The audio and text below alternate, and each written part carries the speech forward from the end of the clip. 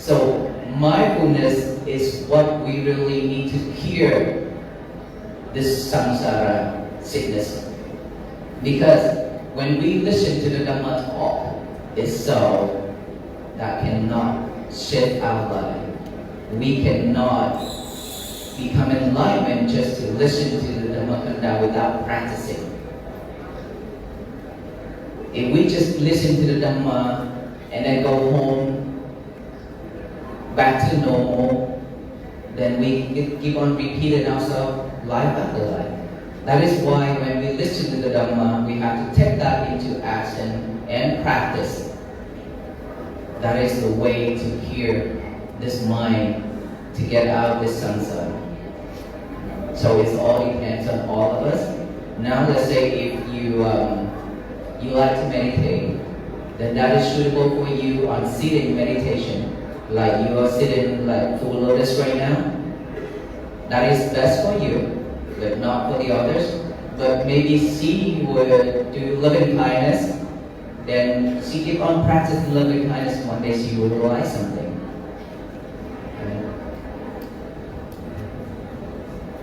Thank you, everybody. I understand diploma in engineering Colombo.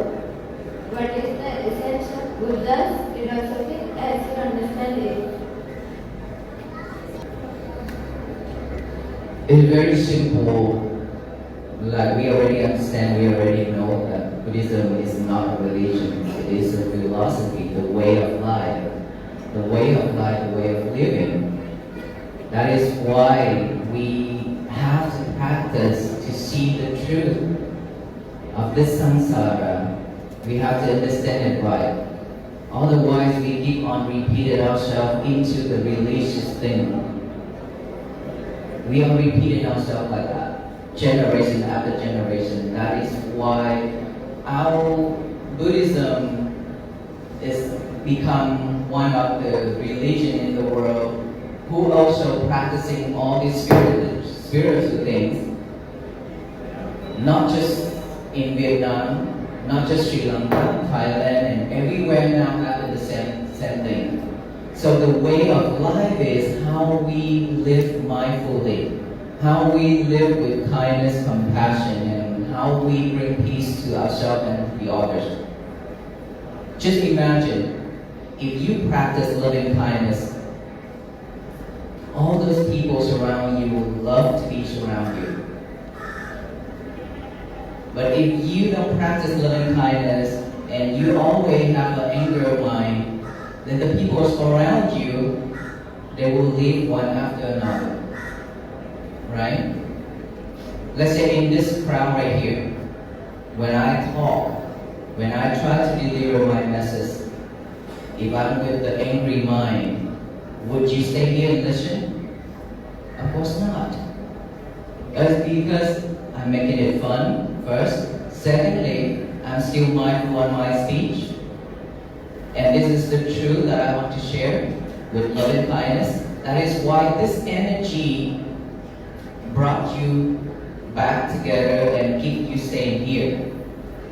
So, in the village where we live, if there's a one people or one person who commit into a really bad karma, then of course all the people around always have to watch out from him, and then we scare as well. But if there's a person who lived peacefully and always brought peace and happiness to the people surrounding that village, of course we all always wanted to be surrounding him, that person. So practicing the way of living in this life for ourselves and for the others, that is the Buddha teachings. How to liberate all kinds of sufferings. Once we are not suffering, we don't want the others to suffer as well. Because we understand the suffering, the root of it, and we are afraid of all those. So we understand that all the beings also the same. That is why the Buddha wanted to teach us, to show us the way, show us the path. But again, he said, don't listen, don't believe in what I said yet. You have to take that into action. Practice it. Once you practice, you get the results, now you choose to believe, to follow or not. And of course, the Buddha cannot drag you along that path. He already said, this path will lead you to happiness, and this path will lead you to suffering, samsara. Whichever path you want to walk on is totally up to you.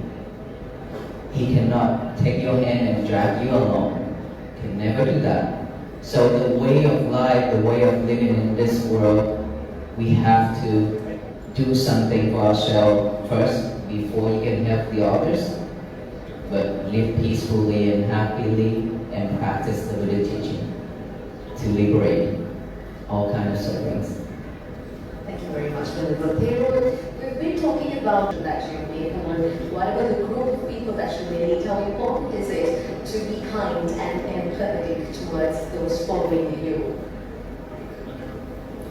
Many people call me a leader of Walk for Peace, and I said, no, I'm not a leader, I'm just a person who walk in front to receive a lot of things, but I go eat after everyone, I go sleep after everyone, and everything after everyone.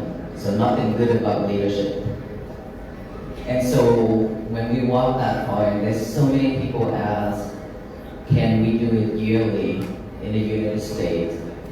And now after that, the walk in the United States, and there's different countries also invited us to come to walk. They always say that we are shuffled too, not just United States. So can you come and walk in our country?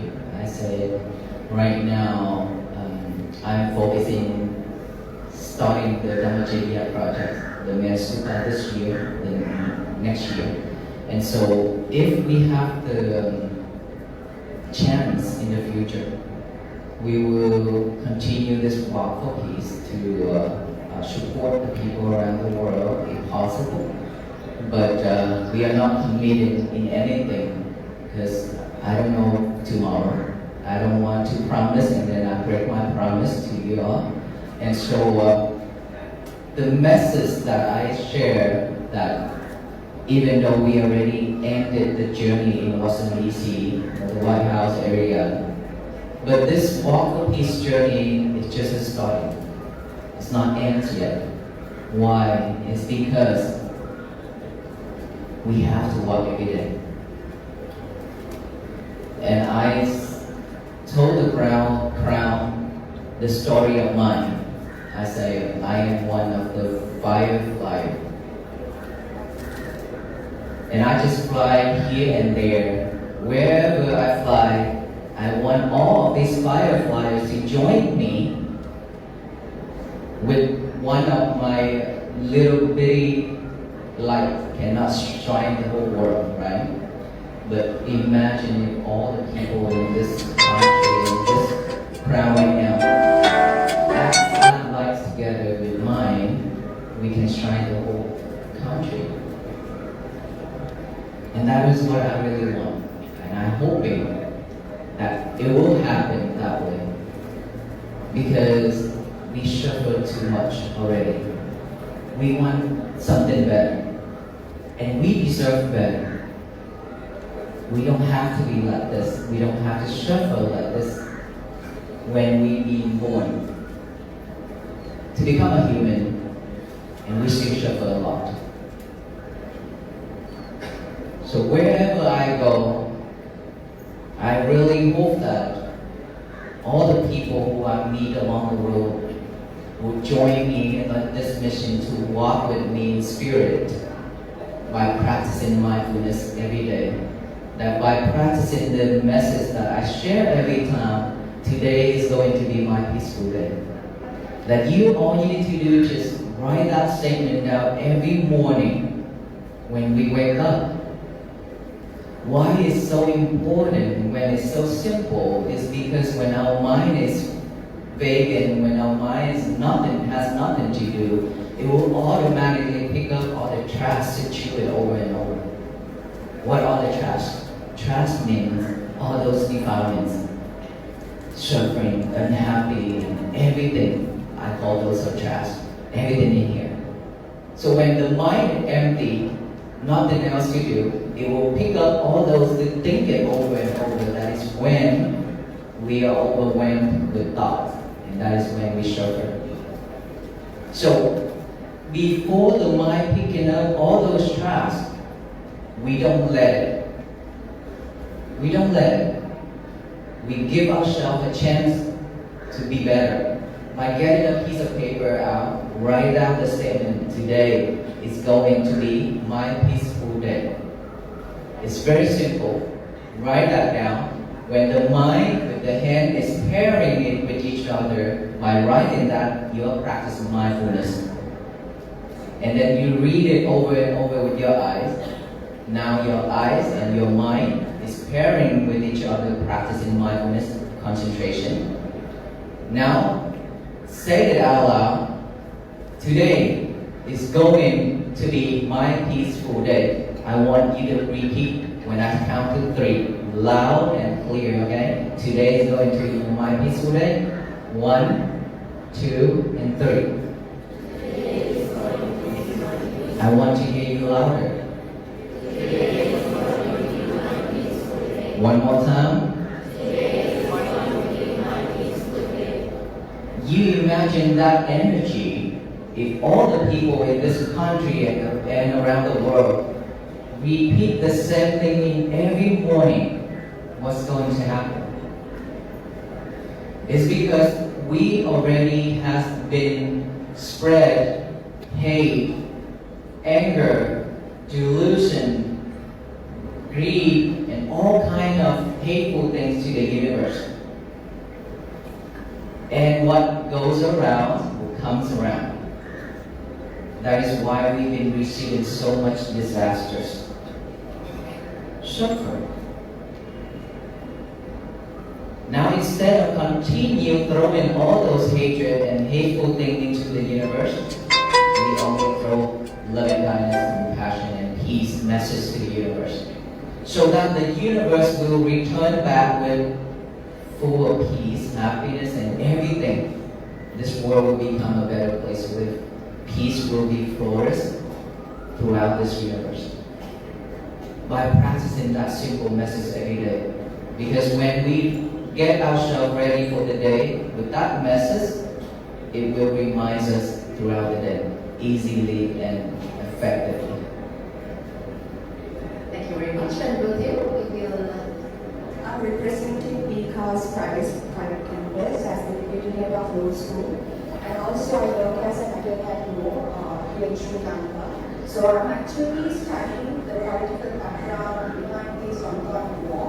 So I know in order to cover the impact of the Epstein files on the Trump and the so-called powers of USA started this war.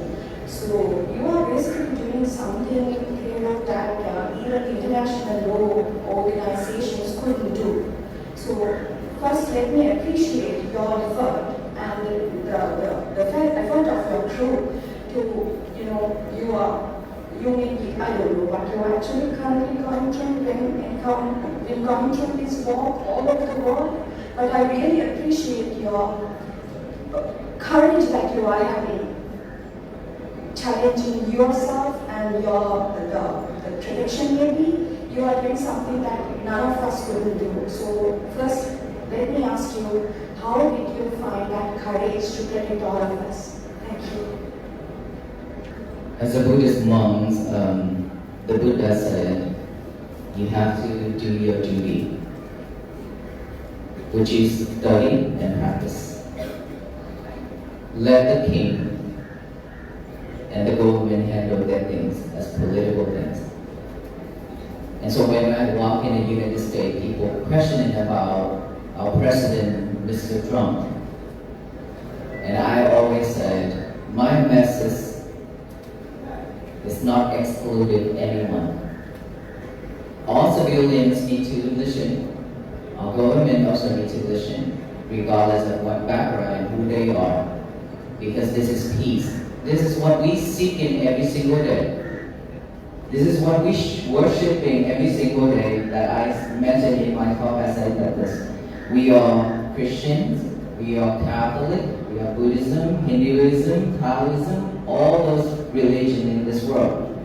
We practice every day.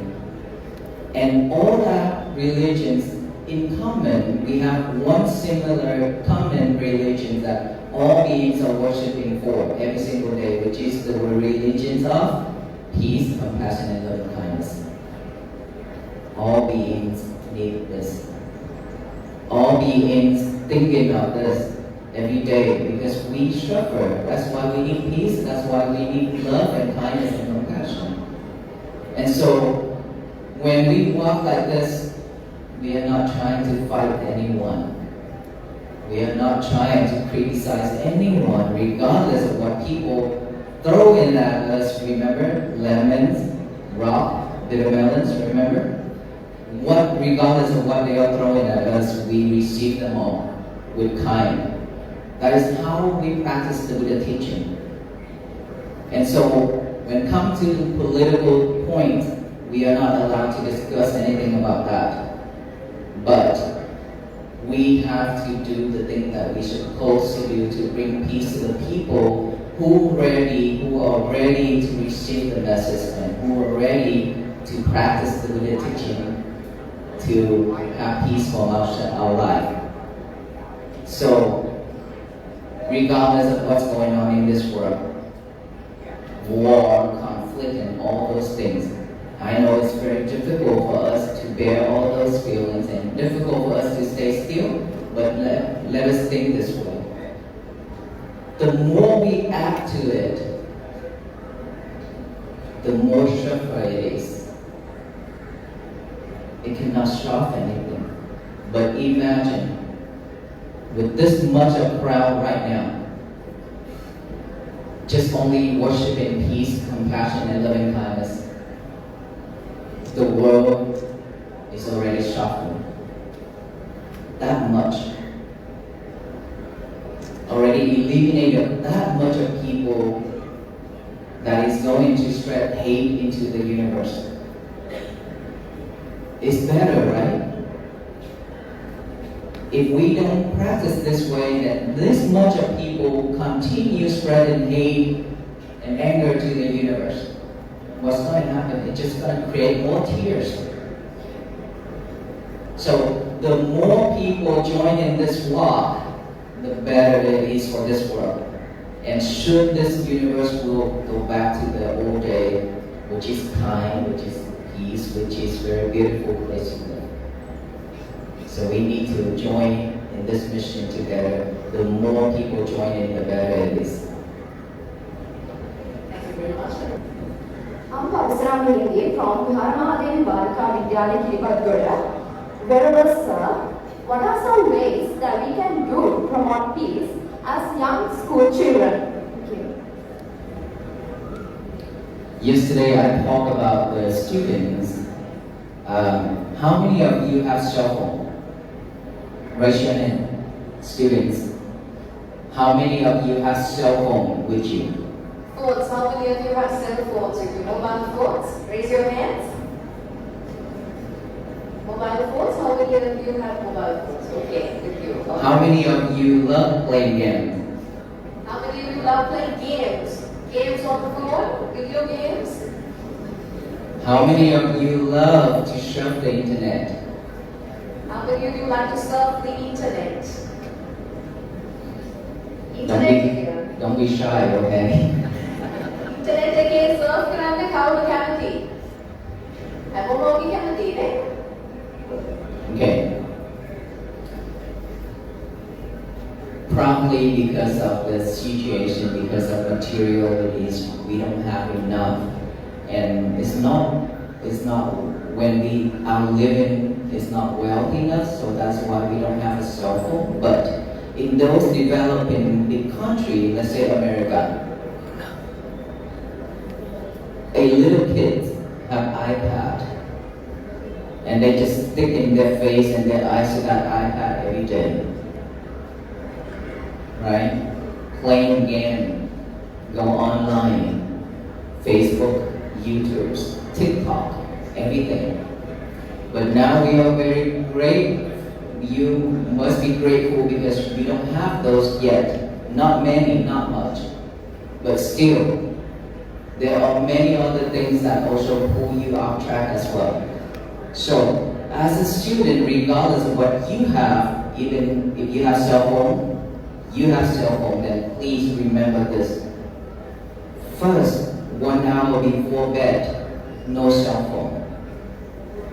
1 hour after you wake up, no cell phone. Or 2 hours, even better. When you wake up in the morning, the first thing you should do is what? Make your bed. How many of you make your bed after you wake up? It means that you need to clean and fold your bed sheet and everything. Raise your hand. Okay. Some people just like this, afraid. I only do half. When you wake up, you make your bed, you fold, you make it look nice and neat. That is practicing mindfulness. You clean the bed, you clean your mind. After that, you go to the bathroom. For those who have cell phone, this is going to be the habit of using the cellular phone, which I call your lover.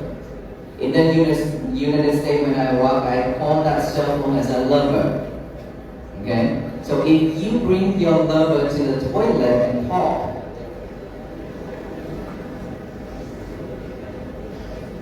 it means that you are addicted. Why have to be in the toilet? The toilet is for you to do number 1 and number 2, right? And does it smell good or no?